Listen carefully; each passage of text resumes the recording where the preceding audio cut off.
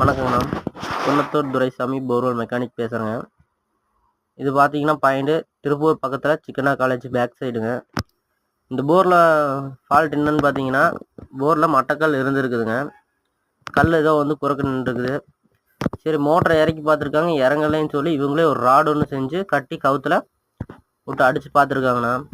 இந்த சேனலும் போய் உள்ளே லாக் ஆயிடுச்சுங்க. சரி நம்மளை இப்போ பெற்றான ஒருத்தர் எலக்ட்ரிஷியன் வந்து நம்மளை ஜாயின் பண்ணி விட்டாருங்க.